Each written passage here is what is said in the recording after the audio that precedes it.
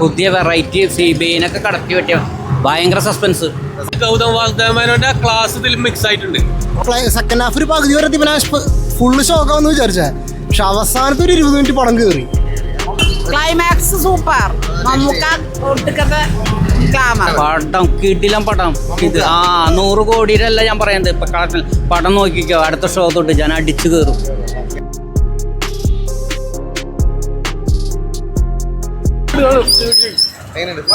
പടം ക്ലൈമാക്സ് ഒക്കെ നന്നായിട്ടുണ്ട്, രസമുണ്ട്. മറ്റേ ഓവറോൾ എനിക്ക് അത്ര കിടുവായിട്ട് തോന്നിയില്ല, ഒരു ആവറേജ് പടം. പക്ഷേ സെക്കൻഡ് ഹാഫ് ഒരു പകുതി വരെ ഫുള്ള് ഷോക്കാവെന്ന് വിചാരിച്ചേ, പക്ഷെ അവസാനത്തെ ഒരു 20 മിനിറ്റ് പടം കയറി. പുതിയ വെറൈറ്റി സിബിഐനൊക്കെ കടത്തി പറ്റിയ ഭയങ്കര സസ്പെൻസ്. ഗംഭീര സിനിമ, മമ്മൂക്ക നിറഞ്ഞാടിക്കണ സസ്പെൻസ് അടിപൊളി. ഇങ്ങനത്തെ ഒരു സസ്പെൻസ് അടുത്ത കാലത്ത് വന്നിട്ടില്ലേ, നമ്മൾ കോരിത്തിരിക്കും. സസ്പെൻസ് എന്ന് പറഞ്ഞു കഴിഞ്ഞാൽ പടം പറഞ്ഞിട്ട് കാര്യമില്ല, അത് കാണുമ്പോൾ നമ്മളതിന് വിചാരിക്കും എന്താ സസ്പെൻസ്. പടം കിടിലം പടം. ഇത് 100 കോടിയുടെ അല്ല ഞാൻ പറയുന്നത്. ഇപ്പൊ കളത്തിൽ പടം നോക്കിക്കോ, അടുത്ത ഷോ തൊട്ട് ഞാൻ അടിച്ചു കയറും. ഇതില് അഭിനയം എന്നൊക്കെ പറയുന്നത് നമുക്ക് നമ്മളുമായിട്ട് ബന്ധപ്പെട്ട് എടുക്കുന്ന ആരെങ്കിലും ആയിട്ടുള്ള ഒരു ബിഹേവിയർ കാര്യങ്ങൾ കൺവിൻസ് ആവുന്ന രീതിയിൽ ഗോകുൽ സുരേഷ് നന്നായിട്ട് ചെയ്തിട്ടുണ്ട്.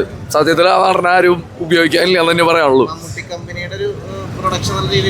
സത്യത്തിൽ ഗൗതമേനോന്റെ ആ ഒരു സ്ഥിരം ആ ഒരു ഫോമല്ല, വ്യത്യസ്തമായിട്ടുള്ള ഒരു ട്രൈ ആണ്. എല്ലാവർക്കും അങ്ങനെ അതായത് ഒരു സ്ലോ സ്പേസിലൂടെ പോകുന്നത്. അതുകൊണ്ട് തന്നെ എല്ലാവർക്കും എങ്ങനെയാണ് കണക്ട് ആവുമെന്ന് അറിയില്ല. പക്ഷെ ഒരു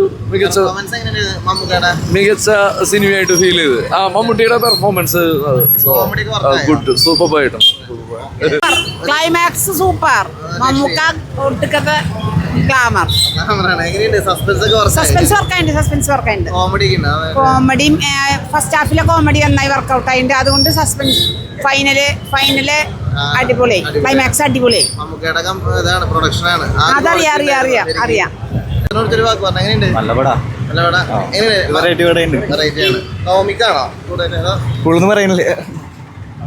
ഗൗതം വാഗ്ദേവന്റെ ക്ലാസ് ഇതിൽ മിക്സ് ആയിട്ടുണ്ട്.